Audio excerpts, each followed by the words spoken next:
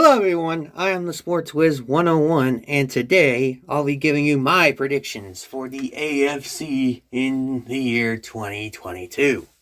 So I'll be going division by division, telling you what I think of each team and my predicted record for each team. Well, let's start with the division I think will earn the top seed. That only makes sense. It's the AFC East with the Buffalo Bills. Now, the Bills, I think, are a clear and obvious choice for the top team in the AFC East.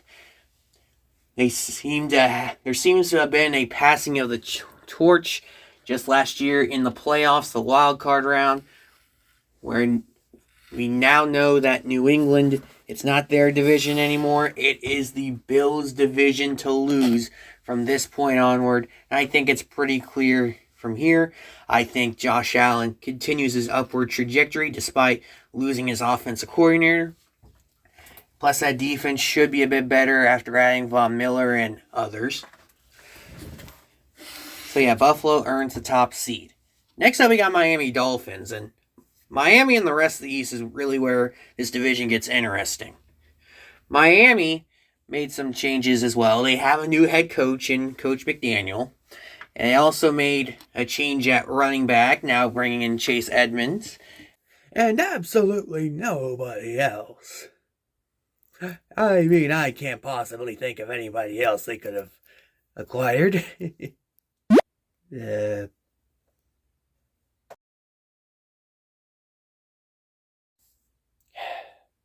Okay. They also traded for Tyreek Hill. That being said, what these additions do for the Dolphins is it puts a lot of pressure on Tua Tagovailoa. If Tua gets all of these weapons, gets all of these advantages that maybe some other quarterback doesn't get, and still can't lead the Dolphins to the promised land, it might be time for Miami to look for a new quarterback to lead them into the future. This may be Tua's last opportunity to be that quarterback. So the question is, for Miami Dolphins brass, what will count as disappointing? Well, as I predict, a 10-7 season where they miss the playoffs, does that count as disappointing? Do you have to make the playoffs in order for Tua to stay around? Do you have to have a winning record for him? That's a question only the Miami Dolphins know the answer to. But for now, I'm picking them to go 10-7. They do miss the playoffs by a couple of games, though. Next up, we got the Patriots. There's just nothing too interesting about New England. A 5-12 record just feels right as they look to rebound and rebuild towards the next dynasty. Who knows if that includes Bill Belichick or not. 5-12 for them. And then you have the Jets. I think the Jets could be really something next year. It's just not their year this year, especially seeing as they start the year with a difficult schedule. Plus, their quarterback will not be able to play for, it sounds like, at least the first week of the season. Their schedule does ease up there, and they start to win as the year gets longer. 3-14 for the Jets. Moving on to our next division, the AFC North, headlined by the defending AFC champions, the Cincinnati Bengals. If you had told me that the Cincinnati Bengals were going to win the AFC last year, I would have laughed in your face. But they did so, and what do you know? They actually went out and fixed what was probably their biggest weakness, the offensive line. Question is now, how good will that offensive line be? Will it be like Kansas City, where in the Super Bowl they lost to Tampa, their offensive line was trash, and then the next year they were a top 10 offensive line? Will it be that drastic? Or will Cincinnati be more towards the middling, the average? Even then, if it's just a jump from bad offensive line to average, it should still be a pretty devastating offense. Especially as the Burrow to Chase connection continues to mature in the NFL. I think really what puts Cincinnati, I should say, ahead of the rest of the division, including Baltimore, is that to me this team has the most balanced offense. Sure, they can beat you in the passing game, and they're probably the most deadly passing game in this division. But they can also beat you with a rushing attack as well with Joe Mixon, and really that's what puts them ahead of everyone else. To me, it really comes down between them and Baltimore, and like I said, Cincinnati probably has the more balanced offense. Then you have the Cleveland Browns, who, I'll be honest, if Deshaun Watson serves what the arbitrator put together as a 6-game suspension, they probably have a better record, but nonetheless, the suspension still will keep Cleveland out of the playoff race. Unlike Baltimore, who you can see has the 5th seed in the AFC by my projections. And then you have Pittsburgh, who they're probably the team I'm most worried about getting wrong. The Pittsburgh Steelers are a team that, with the talent they have, should only go like 5-12 like I'm predicting. But they have Coach Tomlin. And maybe you can put New England in this category too, where their coach is so good that it might not matter how talented they are. But ultimately, I just don't see much from Pittsburgh. They go 5-12. Moving on to the AFC West, which is the most loaded, most even division for us to predict today. Case in point, that's the final records I have for each of these teams. They all finish at 12-5. Division records, what really sets them apart, and Kansas City is the team that wins the West, according to my predictions. Now, you could scream bias, which, fair enough, I'm a Chiefs fan after all. But really, I'd go after 2 reasons for why Kansas City wins the division. Well, first one we already touched on, the AFC West. The Chiefs have dominated the AFC West since the beginning of 2015. They've only lost to Denver once in that time span. They've lost to the Raiders twice. They've lost to the Chargers 3 times. That was 7 years ago. So in a 7-year span, they've only lost a combined 6 games against the AFC West. That is domination. Now, granted, I don't think they'll be that dominant this year, but if someone in this division is dominant against the AFC West, I would imagine it's Kansas City. I also think they stand atop this division because of their coaching. They have, to me, by far the best head coach in this division in Andy Reid.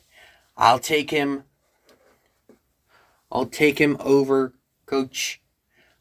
each coach in the division. Not only has he been in his place for longer, he's been in there with more of a quality than any of the other teams in this division. Look at the rest of the division. Denver, I believe in that offense. I believe that with the addition of Russell Wilson, they will be a top 10 offense, especially now that they have something that they've lacked since 2015, a quarterback. Where they struggle here is, ironically, their defense. Ironically, their defense is going to decline, in my opinion. This was a team that had one of the best defenses in the league last year. And now, they almost have to take a step back. They almost have to take a step back thanks to them getting new coaching, both of them rookies, and their head coach being an offensive-minded guy. I just see this defense falling back, and it's a little too much for them to win the division. They still sell for a wild card. They have the Chargers. I'm not as high on the Chargers bandwagon as some people are, but they are still so talented that it they should not fail. If they fail to make the playoffs, they might just be the laughing stock of the NFL with how talented they are.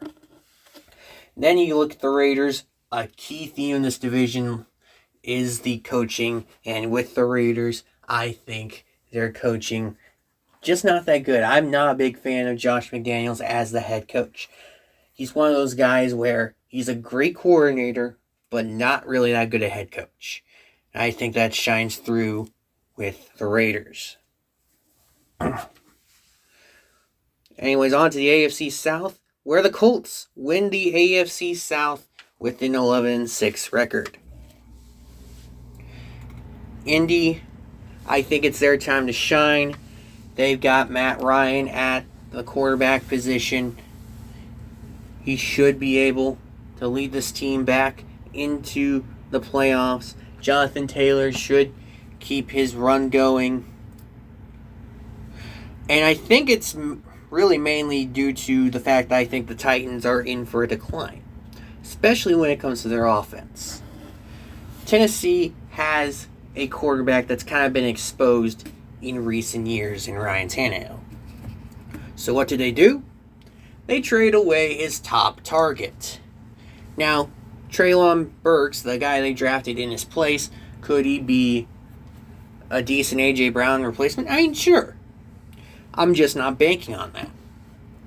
Plus, I expect Derrick Henry to start to decline. Maybe not a big decline, but enough to be noticeable by his standards. And then you have the other two teams in this division, Jacksonville and Houston. I have them combining here for 3 wins.